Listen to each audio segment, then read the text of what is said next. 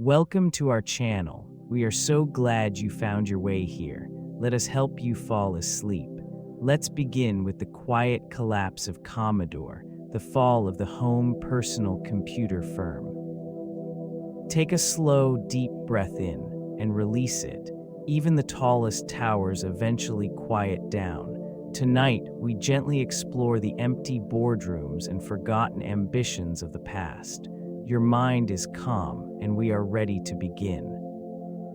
The story of Commodore begins in 1954, when Jack Tramiel, a Polish-Jewish immigrant, established a small machine shop in Toronto, Canada. The vision was straightforward yet ambitious: to create affordable computing solutions that would. As the 1970s progressed, the burgeoning technology sector attracted attention. Commodore seized this opportunity, venturing into the burgeoning market of personal computers. The introduction of the Commodore PET in 1977 signaled a new era. This machine was one of the first all-in-one personal computers, integrating a keyboard, monitor, and cassette drive. The PET's user-friendly design and affordability positioned it as a desirable option for both educational institutions and private consumers. This initial success was compounded by the release of the Commodore 64 in 1982, which would become the best-selling personal computer of all time. Its impressive specifications and extensive library of software captivated a generation. The company rapidly ascended, driven by a philosophy of accessibility and innovation. Yet the very qualities that propelled it to prominence would later contribute to its downfall, as the competitive landscape shifted dramatically in the ensuing decades. The emergence of the home computer market in the 1970s marked a significant shift in technology accessibility. This region, once dominated by large corporations and mainframe systems, began to witness a burgeoning interest from individual consumers. Innovators recognized the potential for personal computing, leading to a diverse array of products designed for home use. Early models captured the imagination of a generation, blending affordability with functionality in ways that had previously been unimaginable.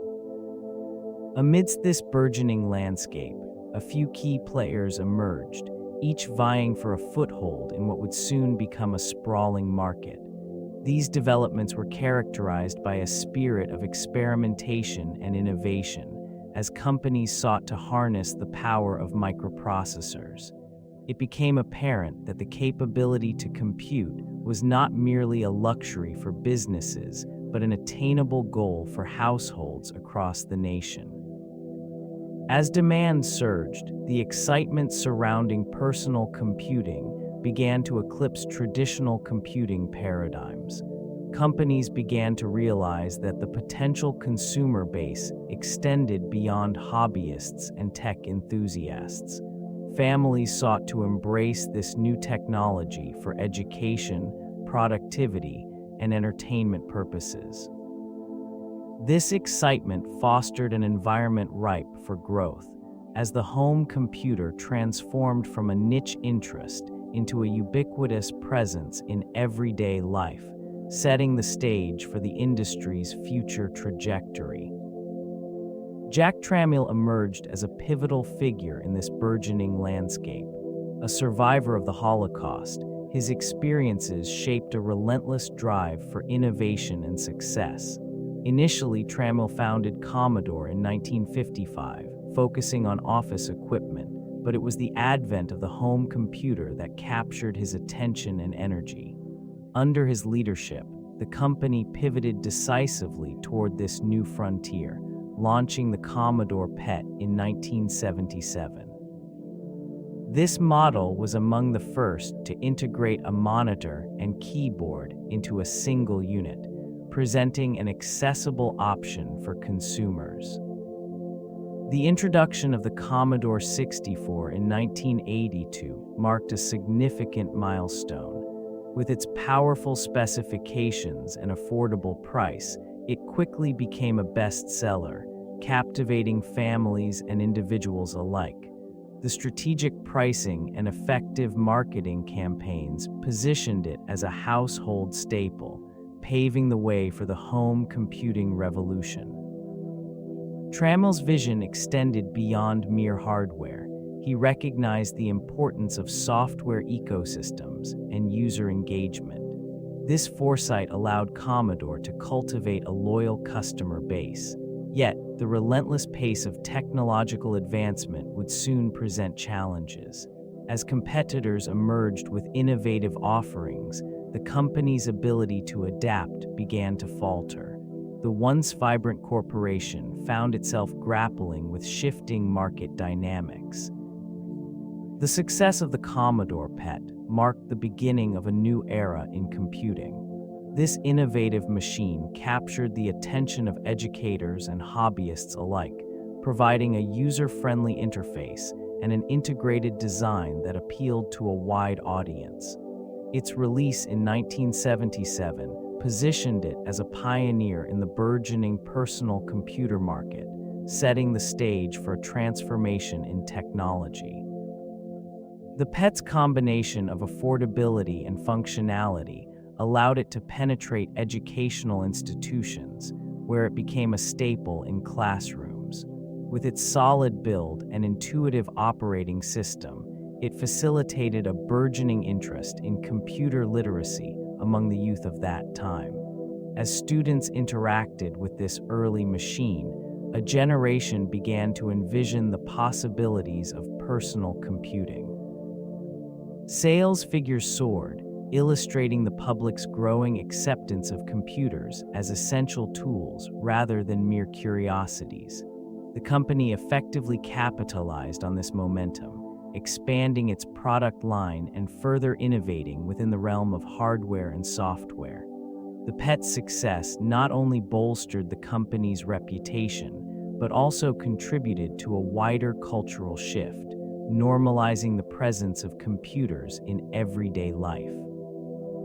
Throughout this period, it became evident that the foundation laid by the Commodore PET would have lasting implications for the entire industry, as competition began to emerge, intensifying the race for technological supremacy. The introduction of the VIC-20 marked a pivotal moment in the evolution of personal computing. This model, designed for affordability, aimed to reach a broader audience, allowing families to access technology previously reserved for professionals and hobbyists. Its price point, set at just under $300, positioned it as a viable option for the average household, igniting interest in home computing. With its color graphics and sound capabilities, the VIC-20 captured the imagination of a generation. It provided the first taste of programming for many, as users engaged with BASIC, the built-in programming language. This fostered a new sense of empowerment, as individuals explored their creativity through coding. The experience expanded beyond mere functionality, inviting users to experiment and create. Sales soared, with the VIC-20 achieving milestones that had once seemed unattainable. Over 1 million units were sold within the first year of its release, solidifying its status as a household name. This surge not only validated Commodore's market strategy, but also demonstrated the public's appetite for home computing solutions. Despite its initial success, the VIC-20's reign was not without challenges. As technology advanced, the competition began to adapt and innovate in ways that would soon overshadow the once revered model. The landscape was shifting, and the echoes of the VIC-20's triumph would soon be met with the onset of new adversities. Innovative pricing strategies emerged as a defining feature of Commodore's competitive edge. A keen understanding of market dynamics allowed them to offer the VIC-20 at an unprecedented price point, effectively inviting a broader consumer base into the realm of personal computing. This approach appealed to families and individuals who previously viewed technology as a luxury, transforming it into an accessible tool. Their aggressive pricing not only positioned the product favorably against competitors, but also fostered a sense of urgency among potential buyers. The allure of affordability attracted many, contributing to a surge in sales during its initial release. This period saw the rapid establishment of brand loyalty, as numerous households embraced the possibilities that home computing offered. In this climate, Commodore continued to refine their cost structures, leveraging economies of scale to keep production expenses low.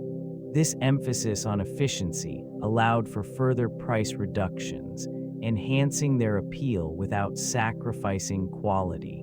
They demonstrated a remarkable ability to adapt to consumer behavior, responding swiftly to the demands of an evolving market. As the personal computer sector grew, these strategies solidified Commodore's reputation as a pioneer. The company's success in targeting cost-sensitive customers laid the groundwork for future innovations, even as the horizon began to darken with emerging competition and shifting technological landscapes. The launch of the Commodore 64 marked a pivotal moment in the evolution of personal computing. This machine, with its expansive memory and affordable price, resonated deeply within the burgeoning market. It boasted features that appealed to both casual users and aspiring programmers, making it a versatile choice in homes across the region. Sales figures soared, with the Commodore 64 becoming the best-selling computer of all time. It offered a unique combination of graphical capabilities and sound, which captivated a generation of users eager for both productivity and entertainment. Software libraries expanded rapidly, embracing a diverse range of applications and games that further entrenched its position in households. The ease of use associated with this model attracted not only seasoned tech enthusiasts, but also those previously unfamiliar with computers. As families gathered around their screens, the device transformed the landscape of leisure and education. The machine's affordability ensured widespread access, promoting an inclusive environment where creativity flourished. Despite its initial triumphs, the shadows of competition loomed larger. Rival companies, equipped with their own innovations, began to encroach upon the market. As advancements in technology accelerated, the once dominant position of the Commodore 64 became increasingly precarious, signaling the onset of a complex struggle for relevance in an ever-evolving industry. The Commodore 64 boasted specifications that were impressive for its time. With its 8-bit microprocessor, the MOS technology 6510, it provided a powerful computing experience, allowing users to engage with an array of software applications. This system featured a remarkable 64 kilobytes of RAM, a significant upgrade compared to its contemporaries. The built-in sound capabilities, powered by the SID chip, produced rich audio, enabling a new level of creativity in gaming and programming. Graphics capabilities included the VIC-I chip, which facilitated an impressive resolution of 320 by 240 pixels. The palette of 16 colors allowed for vibrant visuals that captivated users. This architecture empowered the Commodore 64 to run a diverse library of software, from educational programs to intricate games, forging a connection with its audience. Despite these strengths, the landscape was shifting.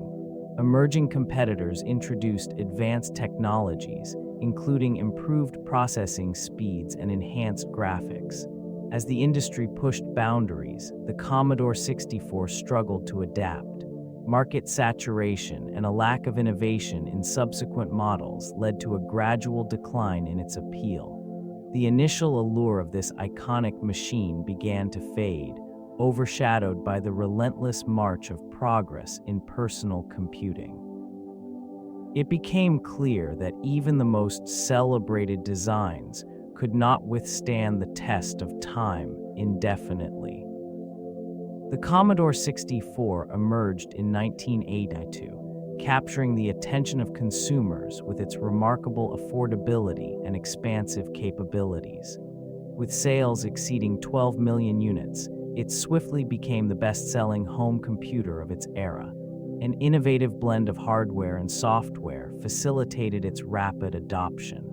The availability of thousands of games and educational programs contributed to an enthusiastic user base, establishing it as a household name. This rapid market penetration invited competition, triggering a series of strategic maneuvers from rival firms. Pricing wars commenced as other manufacturers sought to replicate its success. The initial euphoria surrounding the Commodore 64 began to wane as these competitors introduced their own models, often with enhanced features. The once thriving ecosystem of third-party developers started to fragment, diminishing the allure of the Commodore brand. As time progressed, shifting consumer preferences became apparent. Emerging technologies began to redefine expectations for personal computing. The rise of more sophisticated systems, equipped with advanced graphical capabilities, overshadowed the once dominant Commodore 64. Market analysts noted a decline in sales figures, signaling a disconnection between the fading iconic product and the evolving demands of its users. This decline foreshadowed the challenges that would soon envelop the entire company as it struggled to adapt to a rapidly changing technological landscape. The enduring success of the Commodore 64 was largely attributed to its robust software ecosystem, which flourished during the early years of personal computing. This vibrant collection of applications and games cultivated a loyal user base, fostering an environment of creativity and innovation. Programmers, both amateur and professional, contributed to its library, producing an array of titles that appealed to various demographics. The community surrounding these software offerings became a vital part of the user experience, with forums and magazines dedicated to sharing tips, tricks, and new developments. During its peak, the accessibility of development tools encouraged widespread experimentation. This led to the emergence of numerous successful products that pushed the capabilities of the hardware, transforming it into a platform for diverse applications, ranging from educational programs to gaming experiences. The interconnectivity among users and developers enhanced the sense of belonging as people shared their creations and supported one another in their endeavors. The atmosphere of collaboration, however, began to wane as the market shifted. Competing systems with more advanced capabilities emerged, offering a different set of software options that appealed to a new generation of consumers. The once thriving ecosystem gradually diminished, revealing cracks in the foundation of a company that had thrived on the very creativity it had nurtured. The failure to maintain an adaptive software strategy. The marketing strategies employed by Commodore played a pivotal role in shaping its brand identity. A distinctive approach was taken to position the company as an innovator within the burgeoning personal computer market. This included aggressive pricing tactics, which allowed the brand to attract a broad demographic, from hobbyists to educational institutions. The use of compelling advertisements showcased the capabilities of their flagship products, emphasizing not just functionality, but also lifestyle integration. Trade shows became a stage for Commodore to present its offerings, generating excitement and media attention. They invested in high-profile partnerships, aligning with software developers to create a rich ecosystem that promised a seamless experience for users. The promotion of the Commodore 64, in particular, targeted families, highlighting its educational potential alongside entertainment value. This dual appeal contributed to a robust sales trajectory initially. Yet as competition intensified, the once clear messaging began to blur. The brand struggled to maintain its innovative image amid an influx of rivals. Marketing efforts that had once resonated with consumers now felt dated, overshadowed by the rapid evolution of technology. The disconnect between consumer expectations and product offerings became evident, leading to a decline in brand loyalty. As this misalignment took hold, the once dominant presence of Commodore began to wane, marking a significant turning point in the narrative of the home computer industry. During the early years of home computing, Commodore stood at the forefront of innovation, offering products that resonated with consumers. The introduction of the Commodore 64, a remarkable combination of hardware and software, captured the imagination of a generation. Its affordability and versatility allowed it to thrive in households across the globe, establishing a strong market presence. Competitors emerged, each vying for their share of the expanding market. Apple, with its Macintosh line, appealed to a different demographic, focusing on design and user experience. IBM entered the arena, emphasizing compatibility in business applications, which began to shift consumer preferences. This competition prompted Commodore to innovate further, yet the pressure of emerging technologies began to reshape the landscape. As advancements in graphics and processing power accelerated, other firms started to capitalize on trends that Commodore struggled to embrace. The market saw the rise of more user-friendly interfaces and powerful systems that catered to evolving consumer needs. Commodore's reliance on its established products soon became a liability. The once celebrated brand found itself overshadowed by competitors who adapted swiftly to the changing environment. With each passing year, the gap widened, transforming the vibrant landscape of home computing into a stark reflection of shifting allegiances and emerging technologies. The decline of Commodore became an emblematic tale of ambition, stagnation, and missed opportunities. Expansion into international markets marked a significant phase in Commodore's trajectory. The company's ventures reached beyond its home territory, aiming to capture a global audience intrigued by personal computing. This pursuit of international growth was fueled by the burgeoning interest in home technology during the early 1980s. Commodore introduced its products to various countries, leveraging innovative marketing strategies that resonated with diverse consumer bases. In Europe, the introduction of the Commodore 64 catalyzed a surge in popularity, characterized by widespread acceptance among both casual users and aspiring programmers. Retail networks expanded rapidly, establishing a foothold in countries that had previously lagged in technological adoption. The allure of affordable computing options drew customers to this brand, fostering a sense of community around its products. Despite these initial successes, challenges began to surface as competitors emerged. Local manufacturers started to gain traction, presenting formidable alternatives. the once thriving global presence began to feel the weight of increased competition. Commodore struggled to adapt its strategies to the varying needs of different markets, leading to a disconnect between offerings and consumer expectations. As the years advanced, the ambitious expansion plans began to falter. The once promising international reach diminished, leaving behind remnants of what could have been.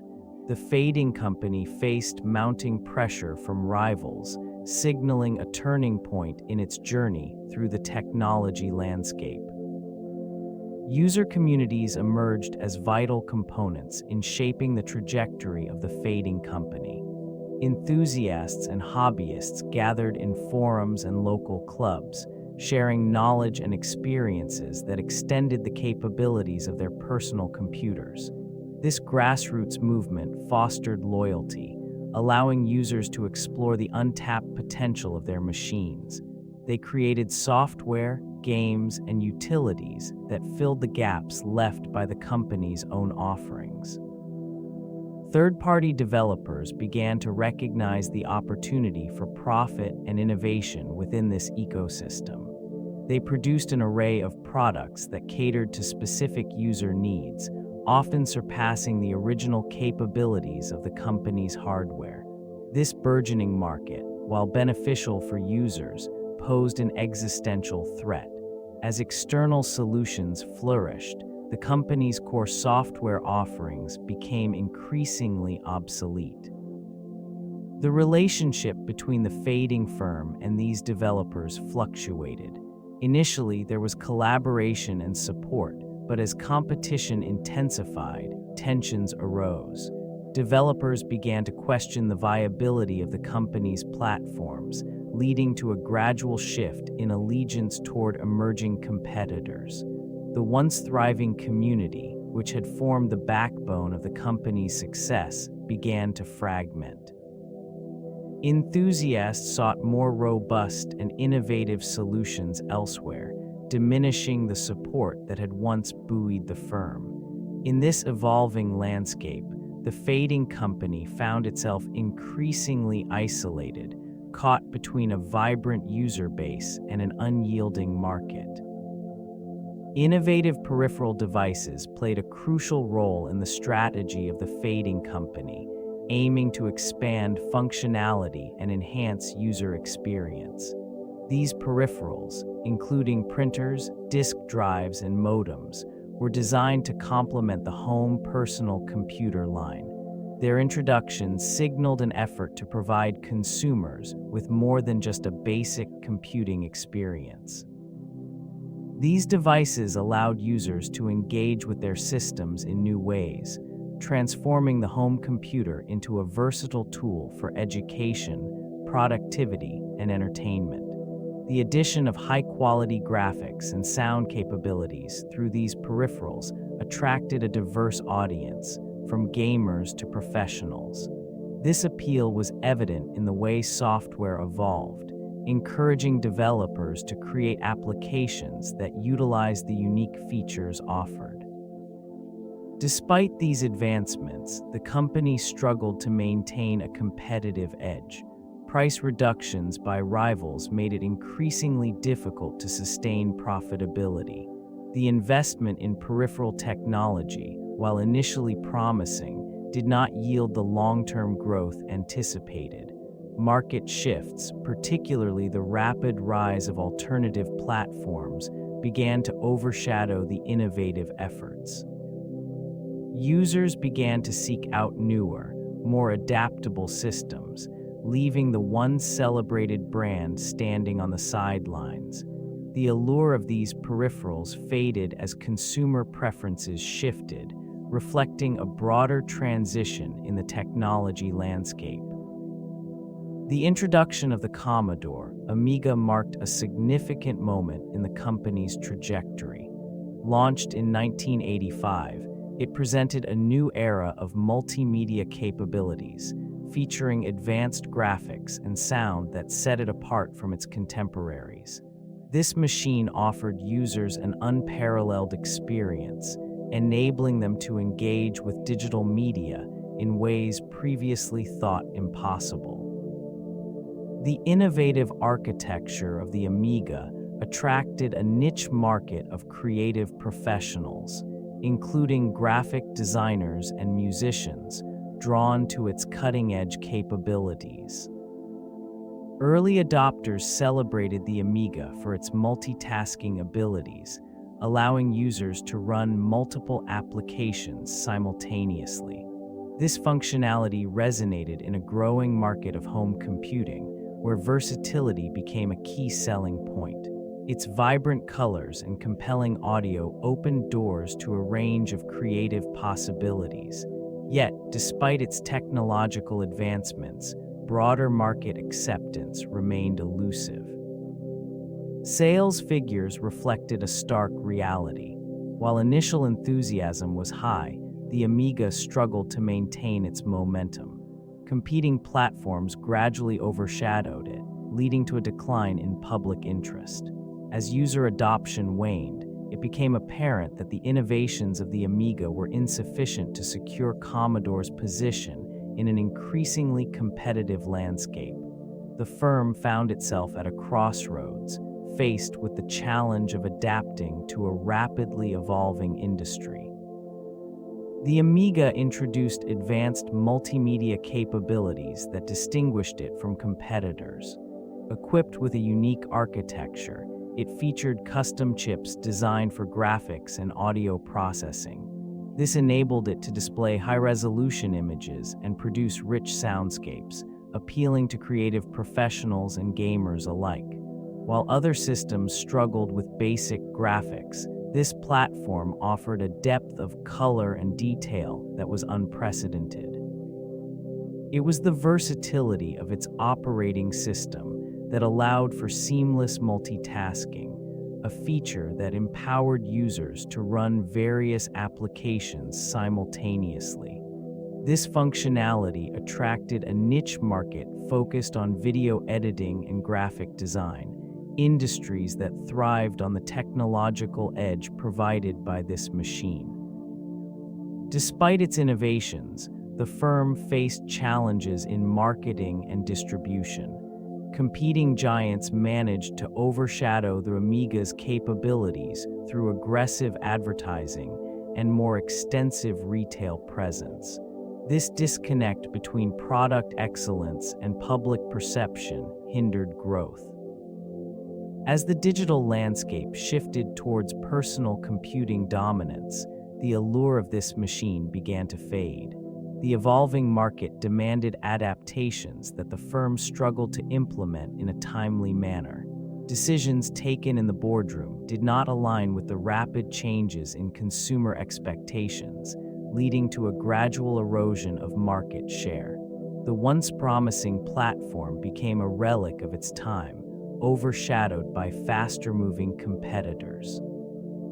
A series of missteps defined the marketing strategies surrounding the Amiga, as company executives struggled to position it within a rapidly evolving market. The innovative features of this machine, including advanced graphics and sound capabilities, failed to resonate with mainstream consumers. Those in charge underestimated the importance of effective branding, leading to a product launch that did not capture the imagination of the intended audience.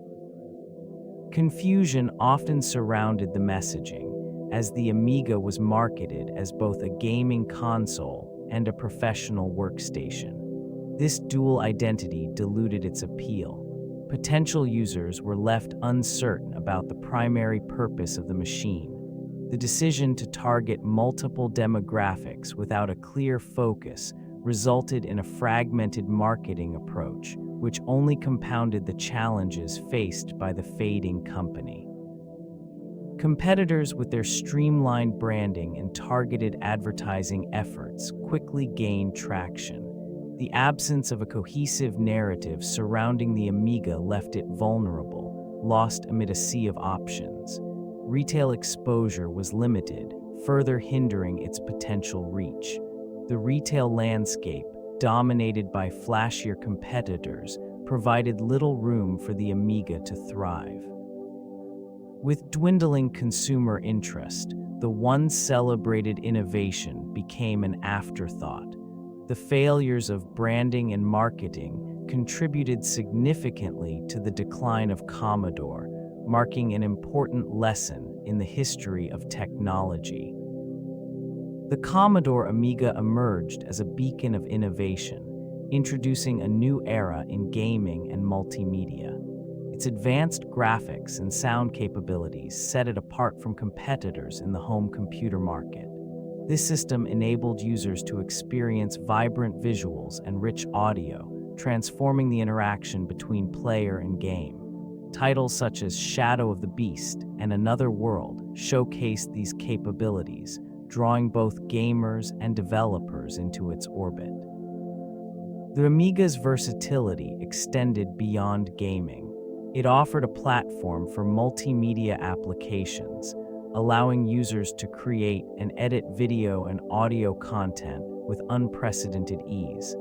This functionality attracted a burgeoning community of artists and musicians who leveraged its capacity to produce creative works that were previously constrained by technological limitations. The emergence of this community underscored the Amiga's role as more than just a gaming machine. It became a vital tool in the burgeoning digital creative landscape. Despite its initial success, the Amiga struggled to maintain its momentum in the face of shifting market dynamics and aggressive competition. Poor decisions regarding software development and marketing strategies diluted its impact over time. The fading company could not capitalize on its early innovations, leading to a gradual erosion of its market presence and a poignant reminder of the fickle nature of technological triumphs. The shift in market dynamics unfolded with the introduction of the Commodore 64, a product that initially dominated the home personal computer landscape. Its early success, characterized by robust sales and a dedicated user base, created an environment ripe for innovation. Yet, as the years progressed, attention shifted toward the Amiga line, which promised enhanced graphics and superior multitasking capabilities. This new offering aimed to capture a more sophisticated audience. Despite the Amiga's technical advancements, the timing of its release coincided with a rapidly changing market. Competition surged from emerging companies offering more user-friendly interfaces and affordable options. The allure of the Amiga was overshadowed by the rise of personal computers that catered to an evolving consumer base, increasingly favoring practicality over performance. Sales began to plateau, and the once prominent brand struggled to maintain its foothold. Marketing missteps further compounded the issue, as the company failed to effectively communicate the Amiga's unique advantages to potential buyers. The allure of the Commodore 64 faded alongside the clamor for the Amiga, leading to a stark decline in consumer interest. This decline unfolded within a corporate culture marked by both triumph and turmoil. In the early years, innovation thrived as teams embraced creativity, transforming the home computing landscape with accessible technology. The fervor within these walls fostered groundbreaking projects, generating products that resonated profoundly with users. Visionaries led initiatives that propelled Commodore to the forefront of the market, celebrated for their forward-thinking approach. The atmosphere began to shift as internal strife surfaced. Leadership struggles emerged, creating divisions among departments. The once cohesive vision fractured, leading to inconsistencies in product development and marketing strategies. These fractures became evident as the market evolved and competitors adapted more swiftly. The disconnect between management and engineering teams hampered responsiveness, leaving Commodore unable to align its offerings with changing consumer expectations. Deteriorating morale mirrored the company's faltering fortunes. Talented individuals departed, seeking environments where their contributions were valued. What began as a vibrant hub of innovation transformed into a landscape of uncertainty. The once idyllic workspace gave way to an air of resignation and disbelief. It became increasingly difficult to recapture the spirit that had once driven the firm to success, as the company struggled to redefine its identity amidst a rapidly shifting industry. This erosion of market share and brand loyalty manifested through a series of internal conflicts. Leadership changes became a frequent occurrence, often characterized by abrupt shifts in vision and strategy. The boardroom, once a bastion of stability, transformed into a battleground for competing ideologies. With each new appointment, the direction of the company fluctuated, leaving employees and stakeholders in a state of uncertainty. New leaders often prioritized their own agendas over the existing corporate culture. This undermined morale as employees grappled with shifting expectations and a lack of coherent guidance. The once cohesive teams became fractured, each faction aligning with different leaders, resulting in a disjointed operational structure. Collaboration dwindled as trust eroded, and silos formed within departments. These management upheavals stifled innovation. Talented engineers and designers, once motivated to push boundaries, found themselves disillusioned by constant changes in strategic focus. Projects that could have advanced the product line were shelved or reimagined under new directives, further delaying advancements. In this turmoil, the organization's ability to respond to market demands weakened. Competitors seized the opportunity to capture the attention of consumers, further exacerbating the decline. Each leadership change, meant to herald a new era, instead deepened the fissures that threatened to engulf this once vibrant firm. The early 1990s brought a palpable shift in the marketplace as competitors swiftly adapted to evolving consumer demands. Innovations in personal computing began to emerge from rival companies, each unveiling more advanced technology that captured the attention of the public. The fading company struggled to maintain relevance amidst this rapid evolution. New players, equipped with cutting-edge features and user-friendly designs, began to dominate the landscape, leaving it to grapple with obsolete models and outdated strategies. An increasing reliance on proprietary systems further alienated potential customers who sought compatibility and flexibility. It became evident that their once loyal user base was dwindling as consumers gravitated towards more adaptable solutions. In this region, the once familiar presence of Commodore's products began to recede from store shelves, replaced by the offerings of competitors whose marketing campaigns resonated more effectively with consumers. Sales figures reflected this decline, showcasing a stark contrast to the booming demand for personal computers elsewhere. Internally, the organization faced mounting pressures to innovate, yet the leadership remained mired in legacy practices that stifled creativity.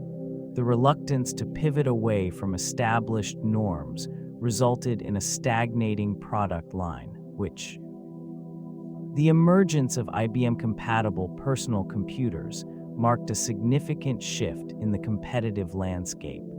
This development introduced a new standard that quickly captivated consumers and developers alike.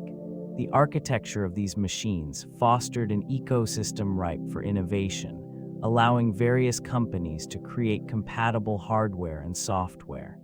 As a result, a diverse range of products flooded the market, appealing to an audience eager for choice and flexibility. This new environment prompted a reevaluation of existing strategies among established companies.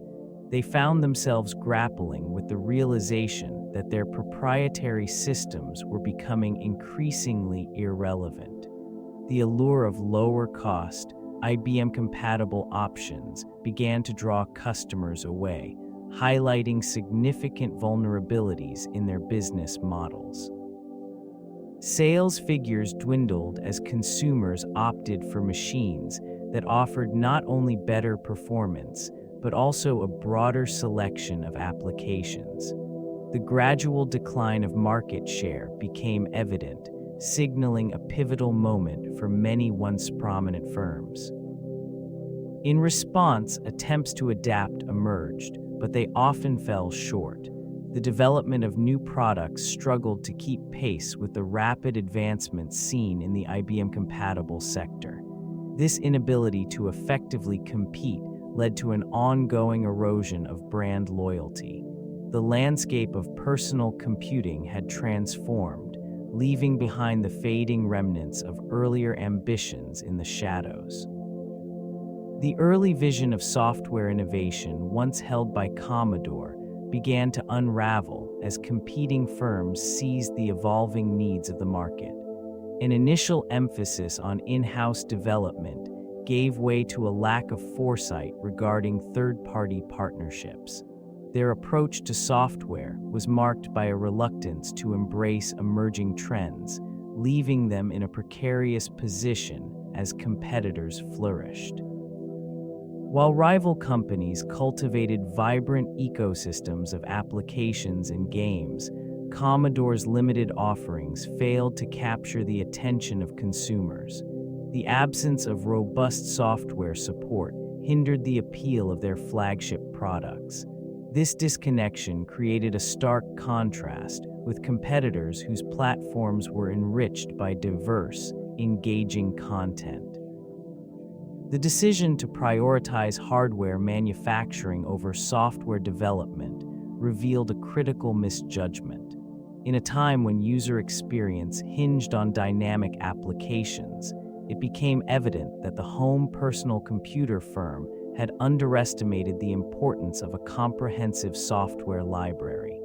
A series of missed opportunities led to an erosion of market share, as the public gravitated toward brands that fostered innovation and creativity. This region, once vibrant with potential, now bore the quiet echoes of what could have been. The fading company, despite its storied past, found itself adrift in a sea of competition, overshadowed by those willing to adapt and evolve. The transition to 32-bit computing represented a pivotal moment in the technology landscape. This evolution, marked by advancements in processing power and capabilities, demanded a response from the fading company.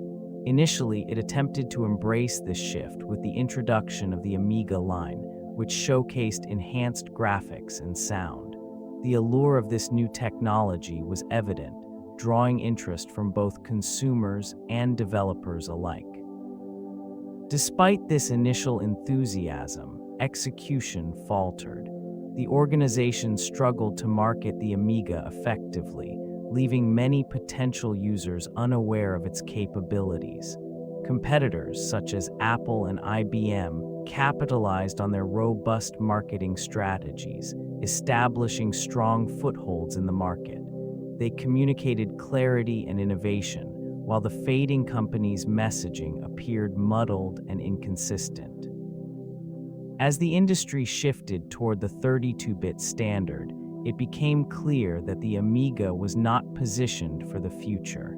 Software developers grew hesitant, questioning the longevity of the platform as the market favored rival systems. This hesitation further diminished the Amiga's standing, leading to a cycle of decline that proved difficult to reverse. What remained was a once vibrant segment of the market, now reduced to a quiet whisper of its former self. The fading company, unable to adapt in a rapidly evolving landscape, continued to drift further into obscurity. Innovations emerged from the fading company, notably the Commodore CDTV, introduced in 1991. It represented a bold initiative to merge the worlds of personal computing and home entertainment.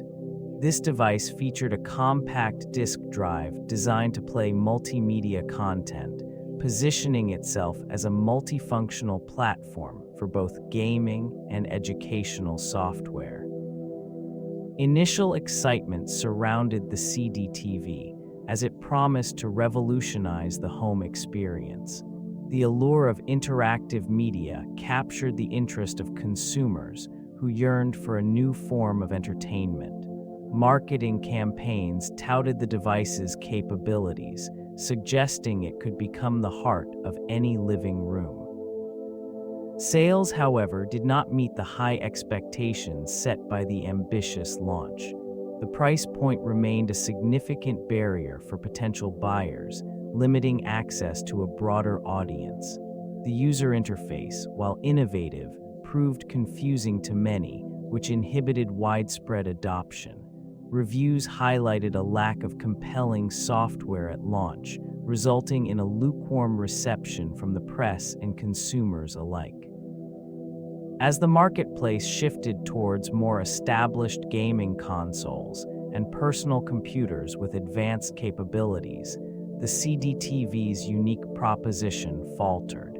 It became increasingly clear that this innovation, rather than reinvigorating the company's standing, merely underscored the growing disconnect between consumer needs and the fading company's vision. The Commodore 64 emerged as a pivotal player in the landscape of home computing, leaving an indelible mark on future technological developments. With its relatively low cost and robust capabilities, it attracted a diverse user base, ranging from gamers to budding programmers. This widespread adoption fostered a vibrant community, inspiring an entire generation of software developers to create applications and games that would influence the industry for decades. Its distinctive architecture facilitated innovations in sound and graphics, setting benchmarks for performance that competitors sought to emulate. The ability to connect with peripherals expanded its utility, transforming it into a versatile tool for education and creativity. This adaptability encouraged a culture of experimentation, allowing users to explore programming as a hobby, leading to the rise of a new demographic of tech enthusiasts. Legacy systems, inspired by its design, incorporated features that paid homage to its capabilities, reflecting its influence in the evolution of user interfaces and computing paradigms. Many of the principles established by the Commodore 64 can be traced in contemporary devices, underscoring its role as a foundational pillar in personal computing.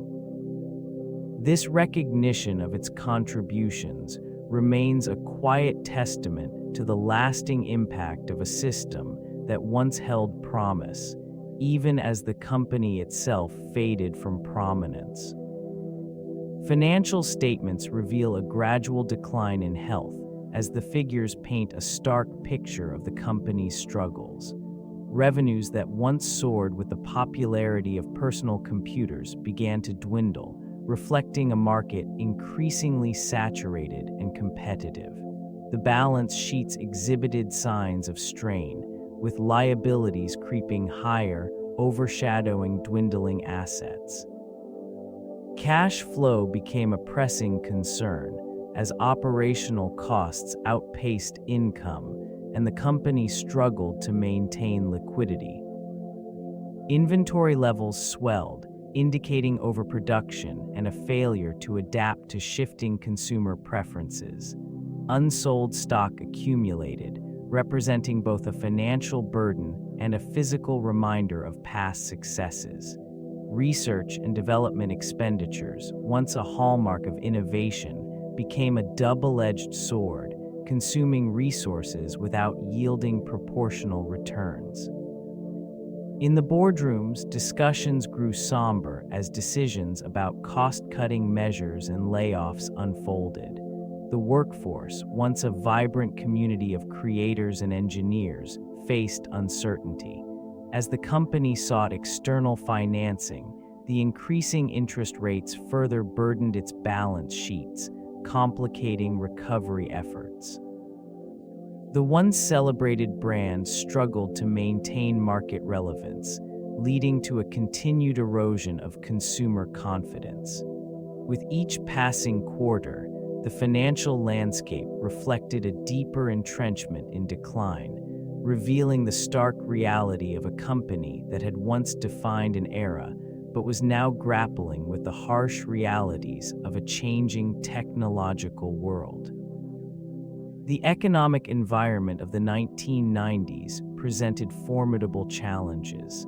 This era saw the rapid emergence of competitors who quickly adapted to the evolving demands of consumers. New technologies became widely accessible, and alternative platforms gained traction, diminishing the once dominant position held in the personal computing market. Development costs surged, while a stagnant product line failed to capture the innovation that characterized the industry.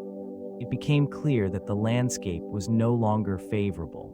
Products like the Amiga, once celebrated for their capabilities, struggled against the rising tide of more versatile systems. The introduction of Microsoft Windows as the standard interface further marginalized offerings, leaving consumers with an array of choices that did not include Commodore. Sales dwindled, and the once coveted brand began to lose its luster, perceived as outdated and out of touch. Efforts to reinvigorate the product lineup were met with skepticism, as the market was already shifting decisively toward more user-friendly and powerful alternatives. Internally, the organization grappled with management issues and a lack of coherent vision, further complicating efforts to reclaim relevance. Investor confidence waned, reflected in plummeting stock prices. The grim reality of this period marked the beginning of a profound transformation, as the fading company faced insurmountable obstacles in a rapidly evolving technological landscape. Ineffective marketing strategies contributed significantly to the decline of this once prominent firm. Misalignment with consumer expectations became evident as promotional campaigns failed to resonate with an increasingly discerning audience. While competitors embraced emerging trends and consumer feedback, the fading company remained trapped in outdated paradigms. This lack of responsiveness alienated potential customers, resulting in diminishing sales figures.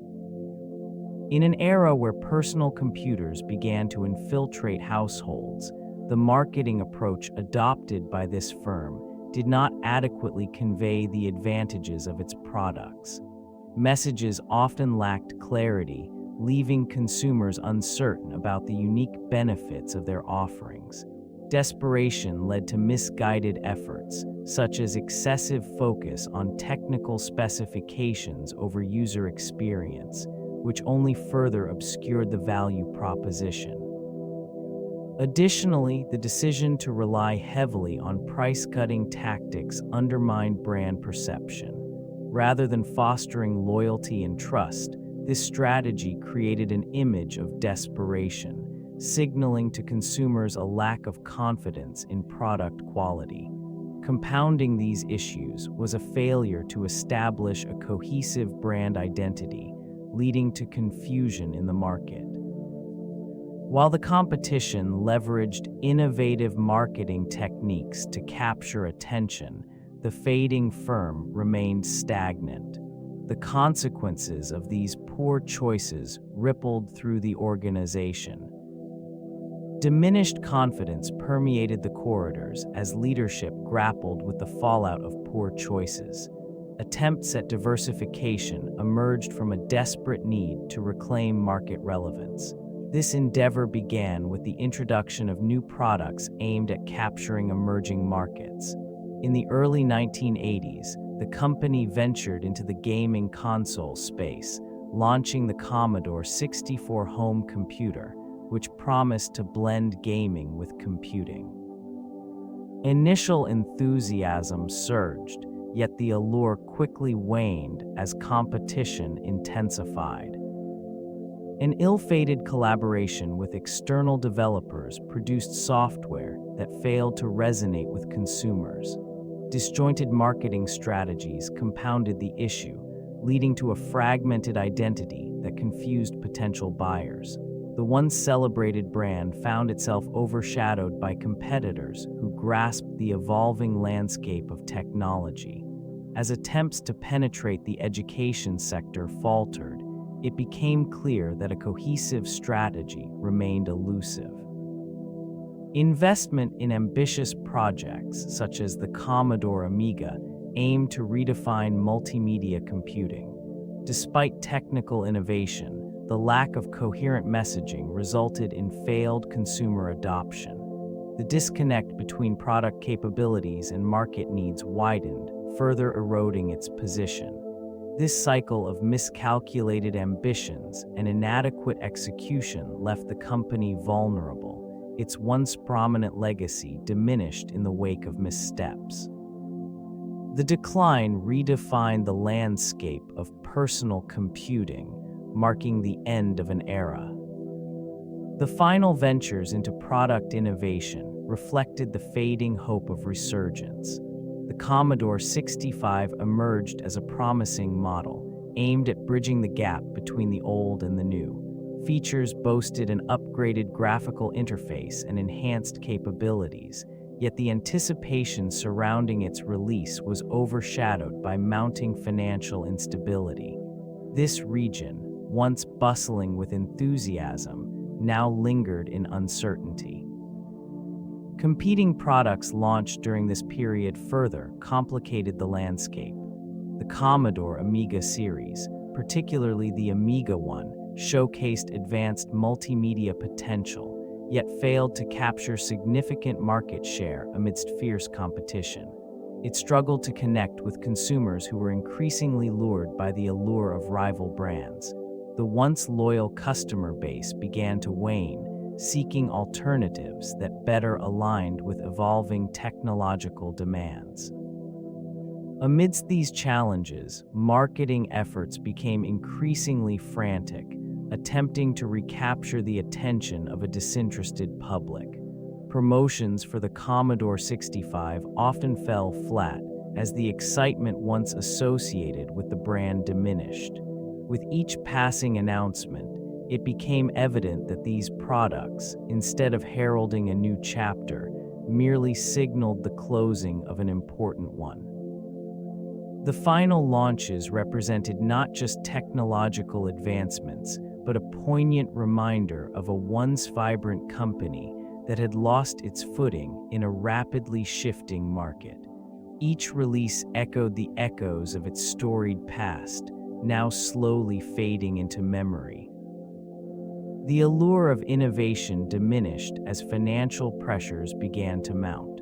Overextension in product lines led to a dilution of focus, causing misalignment with market trends. The initial success of the Commodore 64 created an expectation of continual growth, yet this expectation proved unsustainable. Compounding the situation, competition surged from emerging firms that adapted swiftly to consumer demands. They offered streamlined designs and enhanced functionalities that outpaced the offerings of the fading company. Marketing missteps further alienated potential customers, while internal discord stifled creativity and responsiveness. The culmination of these factors manifested in the filing for bankruptcy protection in 1994. This event marked a significant shift in the landscape of personal computing. The the once dominant presence in homes and offices now stood as a cautionary tale against complacency and hubris. Consequences rippled through the industry. Employees faced layoffs, with skill sets rendered obsolete as technology evolved at an unprecedented pace. The subsequent dissolution of its assets served as a stark reminder of past triumphs. What remained were the remnants of a pioneering spirit that had reshaped entertainment and computing. The legacy of Commodore is now cherished only in the annals of history, a poignant reflection on the impermanence of success in the fast-evolving world of technology. Jack Trammell's departure marked a significant turning point for the company. His visionary leadership had been instrumental in establishing a market presence that resonated with consumers. This transition left a vacuum that would soon reveal the fragility of the organization's foundation. Leadership changed hands, bringing with it a shift in direction and priorities that diverged sharply from Trammell's original vision. The new management struggled to maintain the innovative spirit that had fueled growth. Decisions became reactive rather than proactive, reflecting indecision and uncertainty. Product development slowed, and the once vibrant culture of creativity diminished, replaced by a more bureaucratic atmosphere. This shift did not go unnoticed by the loyal customer base, which began to feel disillusioned. Competing firms capitalized on this internal turmoil. They introduced advanced technologies and aggressive marketing strategies, capturing market share at an alarming rate. The contrast between these emerging competitors and the unraveling company was stark. As sales dwindled, layoffs ensued, further eroding morale and exacerbating instability within the ranks. The decline was not merely financial, it encompassed a loss of identity. The passion that had driven Commodore's employees began to fade as the company struggled to define itself in a rapidly changing landscape. In the absence of strong leadership, the organization became a shadow of its former self, lost amid the relentless tide of technological advancement. The once vibrant brand found itself in a state of disarray, remnants of innovation scattered across auction blocks. Liquidation sales unfolded, revealing a stark contrast to its former glory. The assets, once the pride of a pioneering firm, now served as mere commodities, stripped of their spirit, sold to the highest bidder. In these transactions, nostalgia mingled with the cold reality of financial collapse, as thousands of machines and components left the storied headquarters, destined for unknown futures. The iconic logo, once a symbol of creativity and ambition, began to fade from public consciousness. It was replaced by a growing silence, echoing in the vacant halls where engineers once collaborated passionately. Intellectual property, once safeguarded as a treasure trove of innovation, was auctioned off, dissipating the essence of what had once defined the company. This region, once bustling with activity, became a monument to what had been lost. The remnants of product lines that had once shaped the personal computing landscape were dismantled, rendering the brand a mere memory. Competitors seized the opportunity, filling the void left behind. The finality of dissolution set in as the last vestiges of a pioneering spirit vanished, leaving behind only echoes of ambition. The industry moved on, indifferent to the lessons of the past. The legacy of Commodore remains a quiet echo within the annals of computing history. It introduced innovations that shaped the personal computer landscape, offering features that were revolutionary at the time. The Commodore 64, with its remarkable graphics and sound capabilities, set a high bar for home computing. This machine was not merely a product, it became a cornerstone of an entire generation's early digital experiences. The integration of affordability and accessibility into the computing realm can be traced back to this company's efforts. Commodore's marketing strategies broadened the appeal of personal computers, inviting a diverse audience to explore technology that had previously seemed out of reach. The user-friendly interface and early gaming capabilities cultivated a community, fostering creativity among burgeoning programmers and hobbyists. As the years progressed, it became evident that this innovation would not be enough to sustain them in an evolving market. Competitors adapted more swiftly, integrating emerging technologies that rendered older systems obsolete.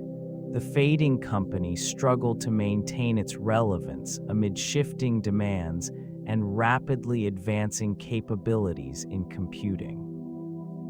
In retrospect, while the decline was inevitable, the impact of Commodore's contributions cannot be understated.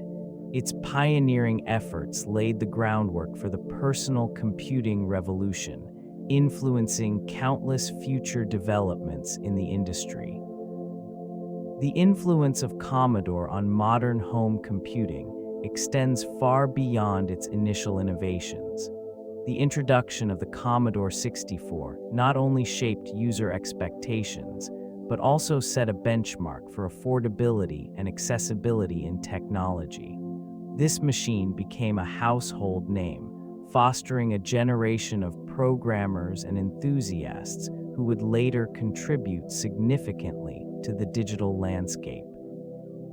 As software evolved, the foundations laid by this firm encouraged a flourishing market for third-party applications, allowing users to expand their systems beyond basic functionalities. The widespread adoption of personal computers during this time was, in part, a reflection of the ease with which consumers could interact with their machines. This interaction, characterized by user-friendly interfaces, would later become a standard in the industry.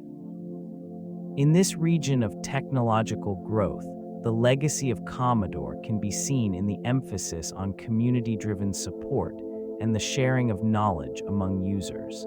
Many early computing clubs reflected this spirit, where individuals exchanged ideas and solved problems together. The impact of these social environments on the development of software and hardware reinforces the idea that collaboration fosters innovation. Supporting the growth of computer literacy, the company implemented various educational initiatives throughout the 1980s and early 1990s. These efforts aimed to familiarize students and educators with the emerging technology. By introducing affordable computing solutions into schools, it positioned itself as an accessible gateway to the world of personal computing. Educational programs included collaborations with academic institutions and a commitment to providing necessary resources. The introduction of the Commodore 64, recognized for its affordability and user-friendly interface, greatly contributed to this mission. The machine became widely adopted in classrooms, enabling hands-on experience with technology for countless students. Workshops and seminars were organized to equip teachers with the skills needed to integrate computers into their curricula. Through these efforts, it not only promoted computer literacy, but also empowered educators to inspire the next generation of innovators. This investment in education was reflective of a broader belief in the transformative power of technology. Despite these significant contributions, a shift in market dynamics began to undermine its position. Competing entities emerged, offering advanced features and services, gradually overshadowing earlier achievements. This evolution marked the beginning of a decline, as the once prominent firm struggled to adapt to the changing landscape. The educational initiatives, while impactful, proved insufficient to sustain its long-term relevance in an increasingly competitive environment. The innovative spirit of Commodore played a significant role in shaping the gaming industry. With the introduction of the Commodore 64, the platform became a cornerstone for home gaming during the early years of personal computing. This machine, equipped with advanced graphics and sound capabilities for its time, attracted a diverse audience of gamers and developers alike. Many budding programmers found their creativity nurtured within its lines of code, leading to a surge of unique titles that captured the imagination of players. This era saw the emergence of iconic games that define genres, some of which still resonate today. The ability to create and share games fostered a thriving community, paving the way for independent game development. It also laid the groundwork for future innovations as developers experimented with narrative and interactivity, influencing the trajectory of gaming as a whole. Despite its pivotal contributions, the declining market share of Commodore led to a gradual withdrawal from the forefront of the gaming scene. The relentless advancement of technology saw competitors rise, offering more sophisticated experiences that the fading company struggled to match. As the landscape evolved, the once pioneering brand became a relic, a reminder of a time when it helped shape an industry that would continue to grow and transform, leaving behind echoes of its legacy amidst the ruins of its past. Innovations in hardware design marked the early years of this once revered firm. The introduction of the Commodore 64 stands as a testament to its pioneering spirit. With its impressive architecture, it catered to a burgeoning market of home users, captivating them with a blend of affordability and performance. The machine's ability to deliver vibrant graphics and sophisticated sound fundamentally changed consumer expectations, setting a new standard in the realm of personal computing. Advanced engineering processes enabled the development of distinctive peripherals, such as the disk drive and the joystick. These additions enhanced user experience, further solidifying its position in households across the globe. The integration of user-friendly interfaces made technology accessible to a wider audience, fostering a sense of community among users. This period marked a flourishing of creativity and innovation as software developers embraced the platform, contributing to a diverse library of applications. Over time, competition intensified, and the once cutting-edge designs struggled to maintain relevance in an increasingly dynamic market. New players emerged, introducing advanced technologies that rendered earlier models obsolete. The limitations of outdated hardware became apparent, highlighting the challenges faced by the firm as it endeavored to adapt. This decline in innovation culminated in a gradual erosion of market share, signaling a departure from the golden age of home computing. The rise of Commodore was marked by groundbreaking achievements and an insatiable ambition to lead the burgeoning home computer market. In the late 1970s, the introduction of the PET, a pioneering model, captured the attention of both consumers and educational institutions. This initial success laid the groundwork for future endeavors. Throughout the early 1980s, Commodore thrived, fueled by a combination of innovative hardware and a vibrant software ecosystem. The company capitalized on the growing demand for personal computers, establishing a dominant presence that seemed unassailable. As the market matured, competition intensified. New players emerged, introducing advanced technology and aggressive marketing strategies. Commodore struggled to adapt to these shifting dynamics. The the release of the Amiga line, initially hailed as a technological marvel, failed to capture the same widespread consumer enthusiasm. The transition from a pioneering force to a declining entity occurred gradually. Internal management issues compounded the struggle to innovate, resulting in missed opportunities. This region of once prominent growth transformed into a landscape of uncertainty, overshadowing the legacy of a once revered name in personal computing. Perspectives from experts reveal a complex interplay of innovation and misjudgment that defined Commodore's role in the tech industry. The introduction of the Commodore 64 set a benchmark for personal computing, offering affordability and accessibility that reshaped consumer expectations. It became a household name, lauded for its groundbreaking capabilities, including advanced graphics and sound for its time. This early success not only solidified its position in the market, but also inspired a generation of programmers and enthusiasts.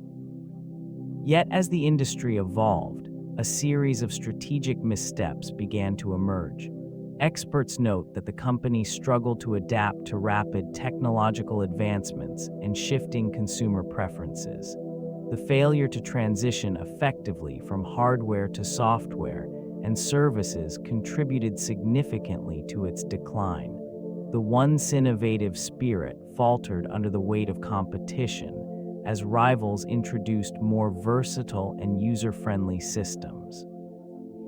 The impact of Commodore's decline extends beyond its own demise. It serves as a cautionary tale within the tech community. Analysts emphasize the importance of adaptability and foresight in an industry marked by relentless change. The lessons drawn from this fading giant underscore the necessity of balancing innovation with strategic planning. As the remnants of its legacy linger, the echoes of Commodore's influence on personal computing continue to resonate, albeit in a quieter manner. This region, marked by the contrasting trajectories of Commodore, Apple, and IBM, yields insights into the dynamics of corporate evolution. While Commodore garnered early acclaim with its innovative products, it faced mounting challenges that inhibited its adaptability. Apple, by contrast, thrived through a focus on design and user experience, establishing a loyal customer base that championed its identity. The allure of its products created a devoted following, fostering a cultural phenomenon that transcended mere technology. IBM, embodying stability and corporate reliability, shaped the business landscape through its emphasis on enterprise solutions.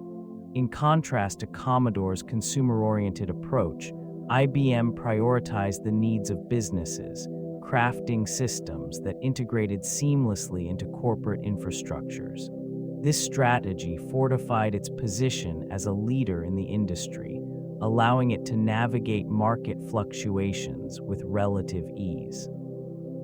The divergence in strategies highlighted a fundamental difference in vision: Commodore's reliance on rapid production and aggressive pricing. The role of community proved to be a pivotal aspect in the trajectory of Commodore. User groups, often formed in local neighborhoods and online forums, became bastions of advocacy for the brand. These passionate individuals shared knowledge, troubleshooting tips, and software modifications, fostering an environment of collaboration. Their enthusiasm was a lifeline during the firm's increasingly turbulent periods, offering support and camaraderie to both novice and experienced users alike. This community engagement often manifested in the organization of events, where users gathered to showcase their creations, swap ideas, and discuss innovations. These gatherings served as a reminder of the utility and creativity that the products inspired. It was in these moments that the fading company's identity was reaffirmed, rooted in the very users who championed its technology. As competition intensified, corporate decisions began to drift further from the desires of this dedicated base. The disconnect grew palpable as the firm prioritized short-term fiscal strategies over the long-term cultivation of its community. Diminishing support for user-driven initiatives led to frustration, and many advocates felt abandoned. The once thriving network began to scatter, and with it, a vital source of loyalty and innovation diminished. The firm's legacy, intertwined with user passion, became increasingly overshadowed by market forces and internal miscalculations. The cultural impact of this firm reached far beyond its product line. It permeated various facets of media, shaping perceptions of technology in an era defined by innovation and change. Films and television shows often depicted characters engaging with its home personal computers, showcasing them as symbols of creativity and possibility. These representations often romanticized the notion of the computer as a portal to new worlds, fostering a generation of enthusiasts eager to explore digital landscapes. Commodore's machines emerged as icons, appearing in the hands of both protagonists and antagonists, each reflecting a dichotomy between empowerment and the potential for misuse. Additionally, magazines and publications celebrated its machines, detailing their capabilities and inviting users to explore programming and gaming. This dissemination of information cultivated a passionate community, eager to share their experiences and knowledge. Despite the decline of the firm, remnants of this fervent community endure, a testament to the lasting emotional connection many developed with their devices. The nostalgia surrounding these products often resurfaces in discussions, highlighting how integral this firm was to the technological landscape. It remains a focal point in retrospectives on the evolution of personal computing, illustrating how a once dominant presence can dissolve yet continue to influence contemporary thought and culture. This region of technological history is marked by the Amiga, an innovative product that emerged from Commodore's ambitious vision. Released in 1985, it showcased advanced graphics and sound capabilities that surpassed competitors of its time. The architecture of this system allowed for multitasking, a feature revolutionary for personal computers and a precursor to the functionality users expect today.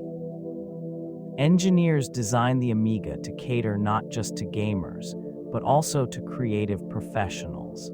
Its animation, software, and video editing tools attracted a niche market, fostering a community that pushed the boundaries of digital art and media production. The machine's unique custom chips facilitated a level of performance that was previously unseen. This capability made it a preferred choice among video editors and graphic designers in the late 1980s and early 1990s. Despite its potential, the Amiga's commercial success was undermined by a series of management decisions that failed to capitalize on its innovative spirit. Marketing missteps and a lack of cohesive strategy contributed to declining sales. The misalignment between product offerings and market expectations became increasingly evident. Advertising campaigns often failed to resonate with the emerging demographic of personal computer users, reflecting a disconnect between the company's vision and consumer desires. The subtle nuances of market research were overlooked, leading to misguided campaigns that lacked clarity and focus. Misjudgments in targeting potential buyers exacerbated the situation, as the messaging did not align with the needs of an evolving customer base.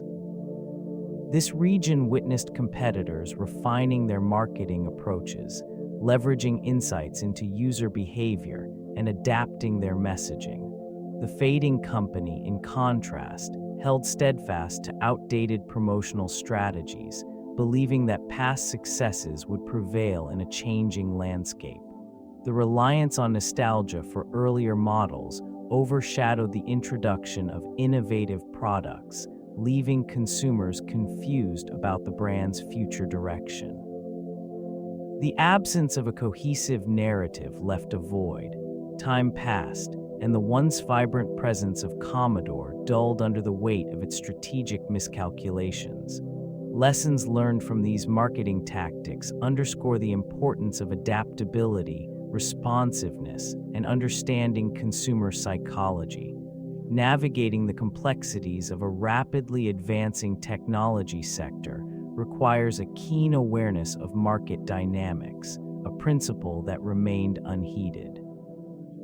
These reflections illustrate not only the fall of a pioneering firm, but also the critical importance of aligning marketing strategies with consumer needs. Hardware innovation began to falter, overshadowed by the rapid evolution of software. This shift marked a turning point for the fading company, as competitors embraced emerging technologies that prioritized user experience over mere specifications. They struggled to adapt, focusing on manufacturing sophisticated machines while neglecting the burgeoning software landscape. In this region of technological development, software solutions began to captivate the market, providing users with enriched functionalities and creative opportunities. Platforms were no longer just tools, but gateways to a community of developers and innovators. Commodore's offerings, once considered revolutionary, grew stagnant as they failed to foster relationships with software creators. The emergence of personal productivity applications and gaming software began to reshape consumer expectations. As the industry pivoted towards user-centric design, the fading firm remained tethered to its legacy products, unable to pivot in the fast-paced environment. The contrast became stark. While fresh competitors flourished by cultivating ecosystems that integrated hardware and software, Commodore remained isolated, clinging to antiquated models. The once cherished brand lost relevance, its machines gathering dust in a market increasingly dominated by platforms that promoted engagement and collaboration. A disconnect formed between what was being offered and what consumers truly desired, leading to a gradual erosion of loyalty and market share. Legal challenges emerged as a significant burden during this period. The firm found itself embroiled in a series of copyright and patent disputes, which drained resources and diverted attention from innovation.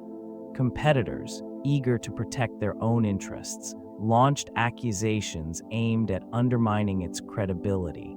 These disputes often revealed the fragile nature of the technological landscape, where ideas could be easily appropriated and repurposed. The pressure mounted as the firm struggled to defend its intellectual property.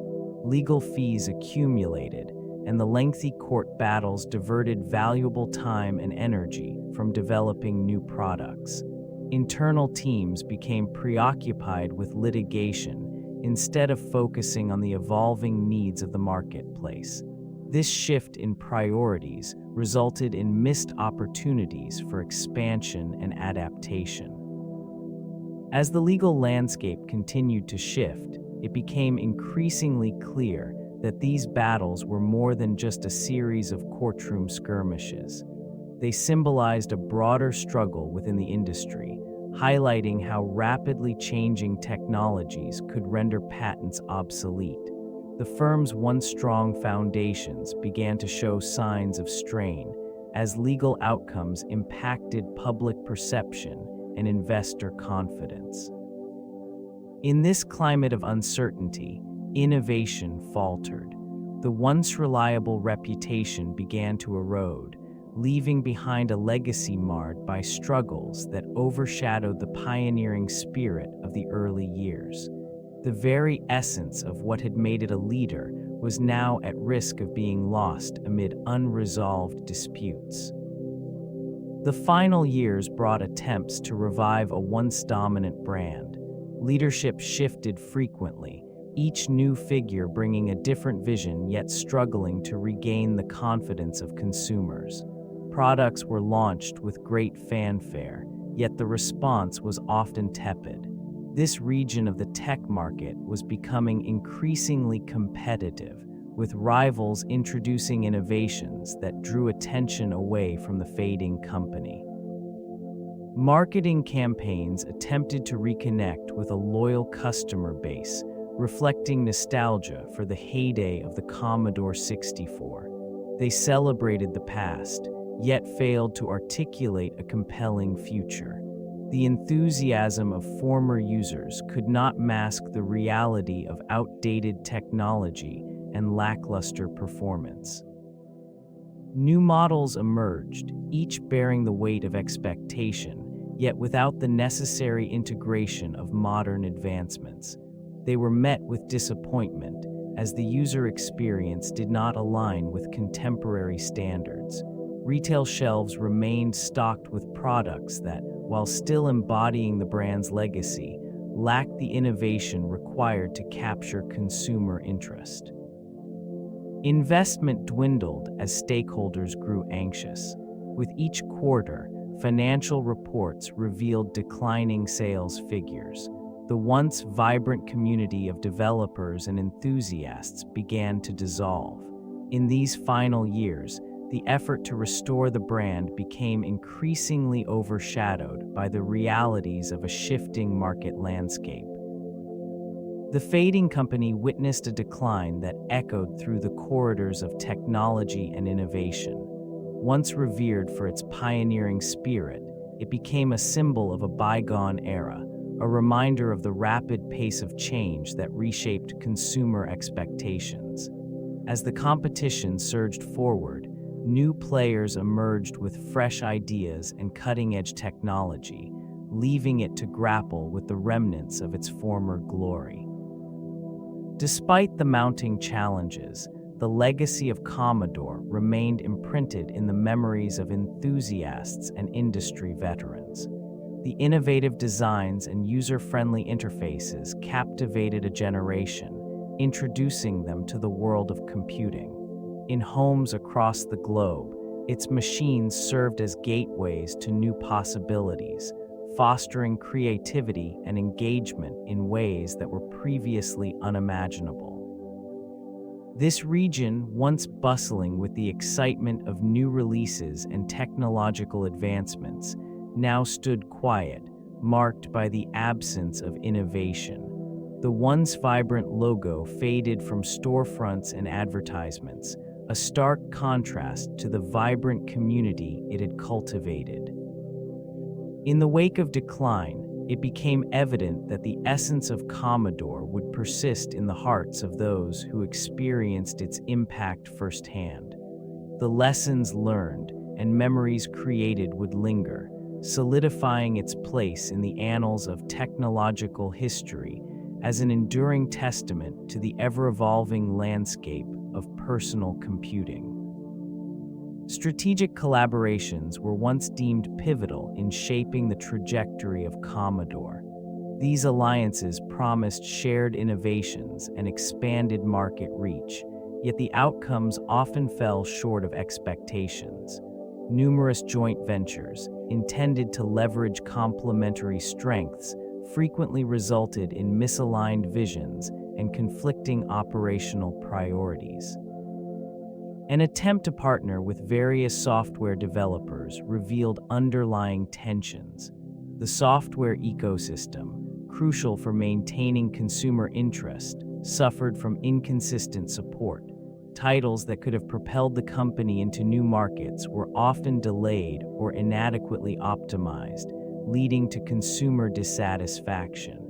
This discontent was compounded by the rapid advancements in rival technologies, which effectively eclipsed Commodore's offerings.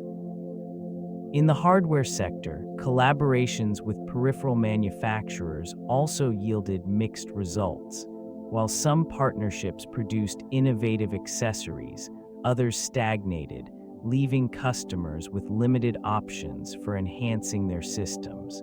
The lack of cohesive branding further fragmented the user experience, undermining the sense of belonging that loyal customers sought. Attempts to create a unified platform for various devices were met with hesitation from stakeholders, leading to disjointed product lines. As competitors embraced more agile approaches to partnership, it became evident that Commodore's inability to adapt to the demands of collaboration rendered many of its initiatives futile, contributing to a gradual decline in market relevance and consumer confidence. This decline reverberated through the lives of employees and stakeholders alike. Job security, once a hallmark of the company, began to fray at the edges as layoffs became a regular occurrence. The atmosphere within the offices shifted from a vibrant hub of innovation to an environment tinged with uncertainty and anxiety. Long-standing employees who had dedicated their careers to the firm found themselves grappling with a profound sense of loss. For stakeholders, the diminishing stock prices mirrored the erosion of trust in the brand. Financial returns dwindled, leaving investors disillusioned. Many sought to distance themselves from the fading company, leading to a fractured relationship between the firm and its backers. The once loyal consumer base, now disenchanted, turned towards competitors who offered more reliable and modern solutions. This erosion of confidence was not merely a statistical decline. It affected the very fabric of personal and professional relationships. Team dynamics deteriorated as morale plummeted, resulting in a workforce that struggled to find motivation amid the uncertainty. The once celebrated culture of creativity and collaboration disintegrated, leaving behind a fragmented entity focused more on survival than innovation. As the future of the firm became uncertain, the impact on its community was palpable, marked by an air of resignation and nostalgia for better days. Innovations emerged from this fading company, resonating within education systems across various regions. By introducing personal computers like the Commodore 64, it made technology accessible to students and educators alike. These machines became a staple in classrooms, offering an interactive means to learn programming and engage with educational software. Instruction methods transformed as educators recognized the potential of this technology, integrating it into curricula to enhance learning experiences. Many institutions adopted its systems, recognizing their affordability and functionality. This accessibility was instrumental in bridging gaps in technological literacy. Educational software developed during this time provided students with foundational skills in mathematics, science, and language arts, reinforcing the importance of computer literacy long before it became a standard requirement in modern education. Collaboration between the firm and educational institutions cultivated a generation of learners who were proficient in using computers. This relationship laid the groundwork for future advancements in digital education, fostering an environment where technology could thrive. The legacy of these contributions remains significant, as countless individuals recall their first encounters with computing through these systems. Although the company itself has since diminished, its influence on educational systems persists, exemplifying the lasting impact of its innovations on a formative aspect of society. The echoes of its technological advancements continue to resonate within the fabric of education. As the years passed, a certain nostalgia enveloped the remnants of this once thriving giant. Collectibles began to emerge from basements and attics, rekindling memories of early computing experiences. These artifacts, ranging from the Commodore 64 to the Amiga series, became more than mere relics. They transformed into cherished items within a devoted community. Enthusiasts sought them out, driven by a desire to relive the excitement of pioneering software and groundbreaking graphics that had once captivated millions. In this region of retro gaming culture, a new appreciation for the past flourished. Events dedicated to vintage technology saw gatherings of like-minded individuals, exchanging stories and reviving forgotten games. The allure of this hardware extended beyond functionality, as collectors recognized the artistry involved in its design. Each device bore witness to a defining era, capturing the essence of creativity and innovation. The fading company's contributions to the gaming landscape persisted through emulation and remakes, keeping the spirit alive in modern gaming. Independent developers often drew inspiration from its iconic titles, ensuring that the legacy continued to influence new generations. This interplay between nostalgia and innovation allowed the spirit of Commodore to endure, maintaining its presence in the hearts of those who once experienced its groundbreaking impact on home computing. The prominence of Commodore in the development of digital art and animation marked a notable chapter in the evolution of creative technology. It introduced the Commodore Amiga series, a machine renowned for its advanced graphics and sound capabilities during the late 1980s. This platform became indispensable for artists and animators, providing tools that were previously unavailable to the average consumer. Unique features allowed users to manipulate images and create animations with unprecedented ease. The introduction of the graphic user interface revolutionized how digital art was created, enabling not just professionals, but also hobbyists to engage in this burgeoning field. It fostered a community that thrived on creativity, inspiring countless individuals to explore the realm of digital expression. Software such as Deluxe Paint and Video Toaster facilitated groundbreaking work that redefined visual storytelling. Many artists transitioned from traditional mediums to embrace this new digital landscape, producing works that resonated deeply within both the art world and the entertainment industry. This shift contributed to the wider acceptance of digital art as a legitimate form of expression, expanding opportunities for creators. The legacy of Commodore's influence on digital art and animation continues to be felt today, despite the fading presence of the company itself. The impact of its technology remains evident in contemporary creative practices and digital storytelling. Its legacy extends into the realm of open-source software initiatives, where the spirit of collaboration and community-driven development has become a cornerstone. Early enthusiasts found inspiration in the accessible nature of Commodore systems, fostering a culture of sharing knowledge and software. The affordability and versatility of their personal computers allowed users to experiment freely, paving the way for grassroots movements that encouraged communal innovation.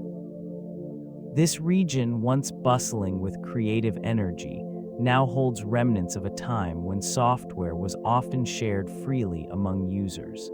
Those who engaged with Commodore's products were not merely consumers, they were pioneers, contributing to a burgeoning ecosystem that embraced collective input. The ethos of open-source software can be traced back to this foundation, characterized by an emphasis on transparency and collaboration. As the company faced challenges in the evolving market, the ideals it inspired continued to flourish elsewhere. Developers began to adopt and adapt various programming languages that emerged from Commodore's influence, further embedding its contributions into the fabric of modern computing. This transition marked a shift where individuals took ownership of their software environments, enhancing functionality and usability through communal effort. The fading company's impact on software freedom remains a poignant reminder of its early innovations, as today's open-source projects thrive on the very principles it once championed. Rebranding efforts emerged as a crucial response to shifting market dynamics. The fading company sought to redefine its identity through a series of strategic initiatives. New branding campaigns aimed to recapture the attention of both consumers and developers, attempting to convey a message of innovation and adaptability. These endeavors included the introduction of updated product lines, with revised aesthetics and features intended to resonate with a younger demographic. Marketing strategies highlighted the versatility of its machines, promoting them as tools for creativity and productivity. Despite these efforts, the underlying challenges of competition from emerging industry giants persisted, overshadowing the attempts to rejuvenate its image. Public perception remained tethered to earlier successes, creating a nostalgia-laden barrier that proved difficult to overcome. The allure of newer platforms, with their sleek designs and robust ecosystems, rendered the fading company's offerings less appealing, even as they attempted to pivot towards modernity. Internal restructuring followed, aiming to streamline operations and refine product focus. Leadership changes were made, yet the vision for a revitalized future appeared fragmented. An ethos of collaboration and community that once characterized its ascent gave way to a more insular approach, further alienating loyal users. The cumulative effect of these missteps contributed to a gradual disengagement from the very audience that had once propelled its rise. Trade shows served as a significant platform for Commodore, showcasing their innovations amid a sea of competitors. Each event offered an opportunity to dazzle potential customers and industry insiders alike. Promotions were designed to attract attention, with bright displays and engaging demonstrations, presenting a facade of vitality and forward-thinking. Beneath the surface, the choice of products highlighted a disconnect with the evolving market landscape. While competitors adapted to shifting consumer demands, this firm clung to outdated models, showcasing technology that no longer resonated with an audience yearning for modernity. The allure of flashy presentations could not mask the underlying flaws. This became increasingly evident as attendees sought more relevant alternatives. Feedback from these events revealed a growing dissatisfaction among enthusiasts and prospective buyers. Conversations shifted from admiration to critique, illuminating the widening gap between the brand and its once loyal customers. The disconnect manifested in declining foot traffic at their booths, with fewer attendees expressing genuine interest in their offerings. These gatherings, once a bastion of hope and excitement, began to symbolize missed opportunities and misaligned strategies. Enthusiasm waned, leaving behind only echoes of past glory.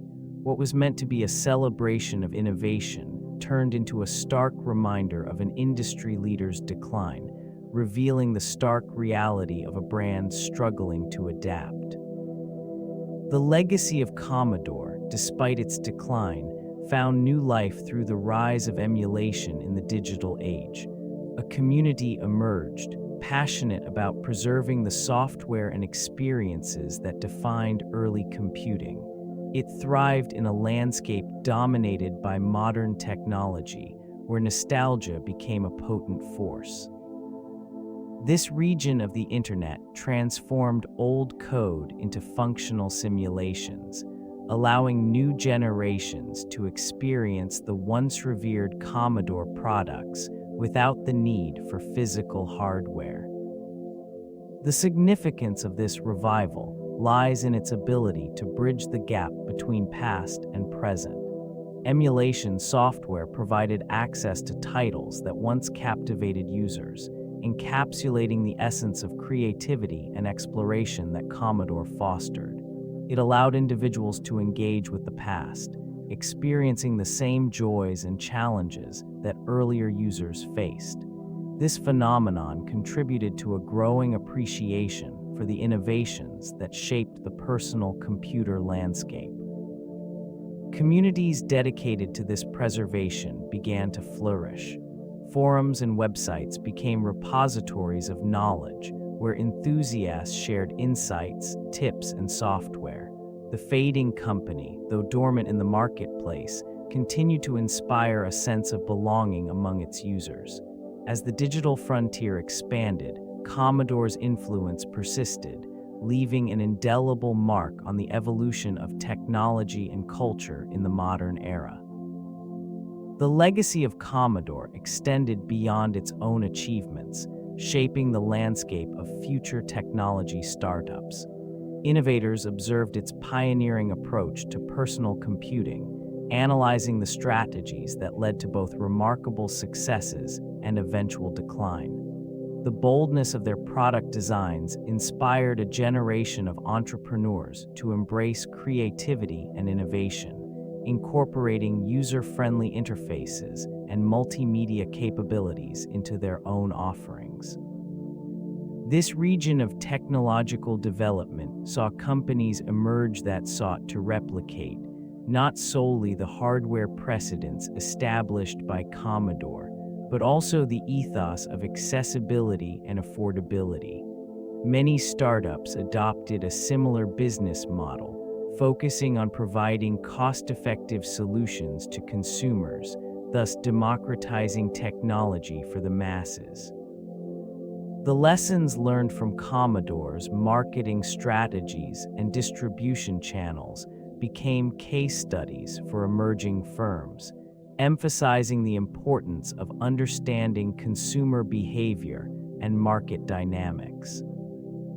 As these new enterprises flourished, they continually referenced the significance of the Commodore brand. The impact of its once iconic products, such as the Commodore 64, remained a touchstone in discussions about user engagement and functionality. This enduring influence illustrated how a company, even in decline, could still fuel innovation and serve as a foundation upon which others would build their futures. Each iteration of technology carried echoes of Commodore's vision, merging nostalgia with modern advancement. Misalignment characterized the marketing strategies of this fading company, revealing a profound disconnect between target audiences and product offerings. Promising innovation and accessibility, it often faltered in addressing the evolving needs of consumers. The introduction of the Commodore 64, while groundbreaking, was met with limited promotional reach. Advertising campaigns failed to resonate with the burgeoning demographic of home computer users, creating a gap between potential customers and an understanding of the product's capabilities. Market research, when conducted, often missed the mark, neglecting the growing enthusiasm for gaming and multimedia. As competitors embraced this cultural shift, it remained steadfast in its traditional messaging, promoting technical specifications rather than the user experience. This oversight contributed to dwindling sales, as potential users gravitated toward brands that captured the essence of personal computing. The ill-fated launch of the Commodore Amiga line serves as a case study in the pitfalls of neglecting consumer perception. Despite its advanced capabilities and a loyal following, the marketing narrative did not prioritize the burgeoning video game market. Instead, it attempted to position the Amiga as a professional tool, further alienating a segment eager for entertainment and creativity. The result was a lack of traction in a rapidly shifting landscape, showcasing how misalignment can catalyze decline. This misalignment paved the way for nostalgia to play a significant role in the continuing popularity of Commodore. Many individuals who grew up in the late 20th century retain fond memories of their first experiences with personal computing. The Commodore 64, a cornerstone of early home computing, remains emblematic of this nostalgia. Its distinctive design and user-friendly interface left an indelible mark on a generation.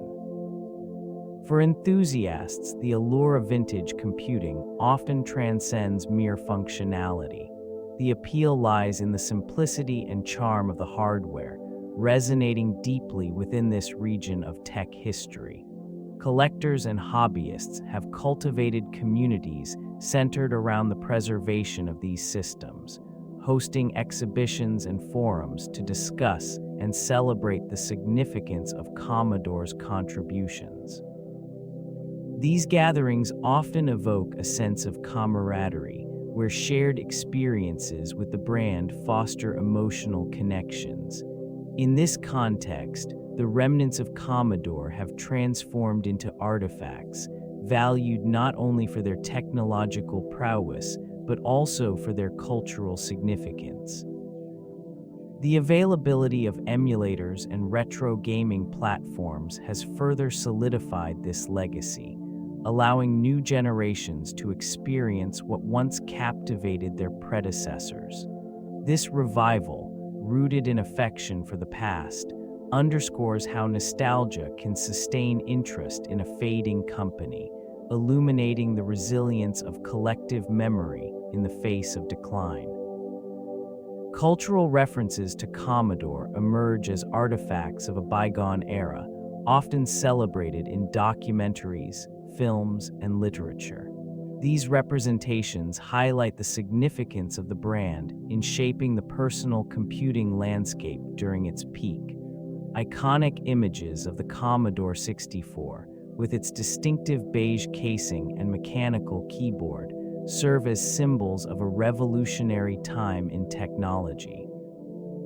In these narratives, the impact of the company on entertainment and gaming is frequently acknowledged, showcasing titles that defined childhoods and inspired generations. Commodore's legacy finds itself interwoven in the fabric of retro gaming culture.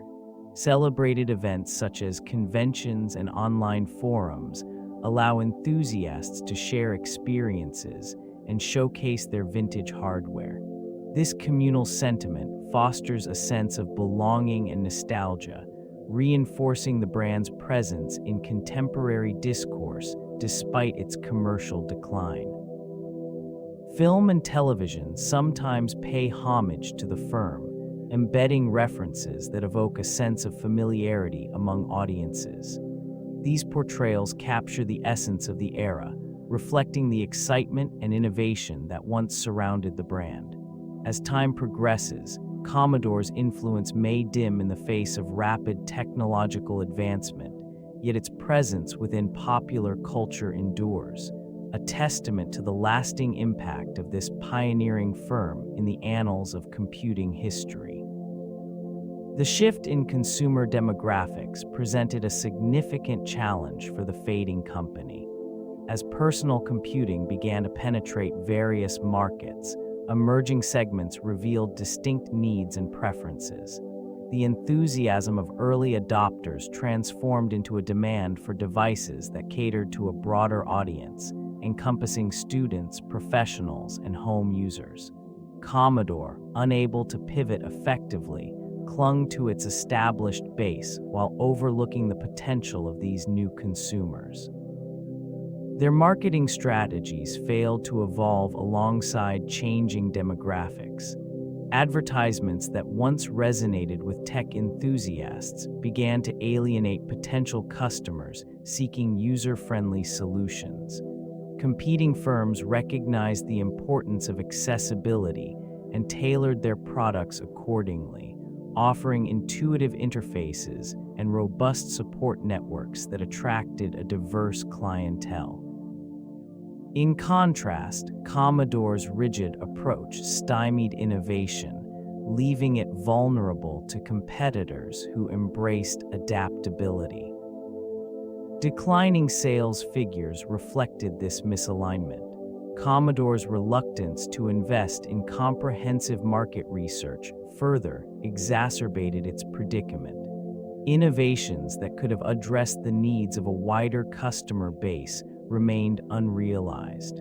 As competitors launched products aimed at families and educational institutions, the fading company found itself unable to recapture lost market share. The consequences of these oversights crystallized, illustrating how a failure to recognize and respond to the changing landscape can precipitate a slow erosion of relevance. Early developments in Commodore's product line showcased an ambition to lead in the burgeoning home computer market.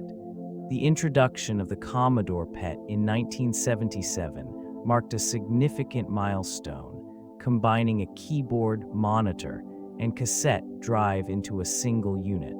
This pioneering effort set a foundation for the company's reputation for innovation. In 1982, the launch of the Commodore 64 transformed the landscape. It offered superior sound and graphics capabilities compared to competitors, securing a substantial market share.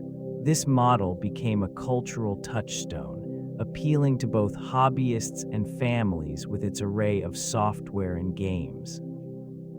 Yet as the years progressed, the pace of innovation began to wane. The release of the Commodore Amiga in 1985 brought advanced multimedia features, yet the marketing strategy faltered, failing to capitalize on its strengths. Despite its technological prowess, the Amiga struggled against emerging competitors, creating a disconnect between product capability and market perception. By 1993, the introduction of the CD-TV aimed to merge gaming and computing, but it was met with skepticism. The gradual shift in consumer preferences towards more powerful, user-friendly systems left the once revered brand grappling with an identity crisis.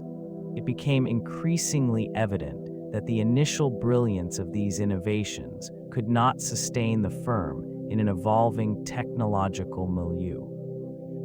Market segmentation strategies employed by Commodore initially appeared robust, targeting specific demographics with tailored products. The introduction of the Commodore 64, for example, captivated a wide audience, becoming a household name and standing as a testament to effective segmentation. By catering to both gamers and educational institutions, it carved a niche that bolstered sales and brand loyalty. This success was not merely coincidental. It was the result of meticulous research into consumer preferences and behaviors. In contrast, subsequent efforts to segment the market faced challenges. As competitors emerged with more versatile offerings, Commodore struggled to adapt its product lines to meet the evolving demands of consumers. Their attempts to penetrate the business sector with the Amiga series were met with resistance, as the targeted audience had already gravitated toward more established brands. This misalignment between product capabilities and market expectations highlighted significant failures in strategic planning. The growing complexity of the technological landscape further exacerbated these issues. Commodore's focus on specific niches limited its ability to respond to the broader shifts in consumer technology. As personal computing began to evolve rapidly, the company found itself increasingly out of touch with the broader market trends. This disconnection from consumer preferences serves as a pivotal lesson for other tech companies navigating the volatile landscape of innovation. Strategic misalignment often leads to a gradual erosion of market share, as seen with this fading icon. Fluctuating consumer demands require agility and foresight, traits that the once revered firm struggled to maintain. Management decisions rooted in past successes can hinder future growth. The reliance on established products without adapting to emerging trends creates an illusion of stability. Competitors who embraced change swiftly captured the attention of a new generation, illustrating the importance of continuous evolution. Investment in marketing strategies also plays a crucial role. Commodore's marketing efforts became overshadowed by rival firms, leading to a diminished brand presence. Effective communication of product value is essential in a crowded marketplace. Beyond innovation and marketing, cultivating a robust corporate culture that encourages feedback and collaboration can drive sustained success. The silos that often form within organizations can stifle creativity and responsiveness. This fallen company exemplifies the consequences of neglecting both consumer insights and internal dynamics. The lessons derived from its decline serve as a cautionary tale for contemporary enterprises. A balanced approach that integrates product development, consumer engagement, and adaptive strategies remains vital in navigating the complexities of the technology sector. The legacy of this once prominent firm resonates with a mixture of innovation and caution. Known for pioneering the home computer revolution, it laid the groundwork for personal computing, capturing the imagination of millions. In this region, the remnants of its early successes serve as reminders of a time when technology was rapidly evolving and accessible to the masses. The impact of its products extended beyond mere functionality. They shaped a cultural phenomenon, igniting a passion for computing that persists today. Despite these achievements, the decline reveals the fragility of corporate longevity in an ever-shifting landscape. Decisions driven by short-term gains overshadowed the foundational principles that once guided its vision. A failure to adapt to market demands and the emergence of competitors led to a gradual erosion of its influence. This reflects a broader reality where legacy firms must continuously reinvent themselves to remain relevant. Future perspectives on the legacy of this fading company suggest a need for reflection within the industry. Lessons learned from its downfall highlight the critical importance of balance in innovation, market responsiveness, and consumer loyalty. They also underscore the necessity of understanding the evolving nature of technology. In a world that increasingly values agility, the memories of Commodore serve as both a tribute to its achievements and a cautionary tale for those who tread a similar path.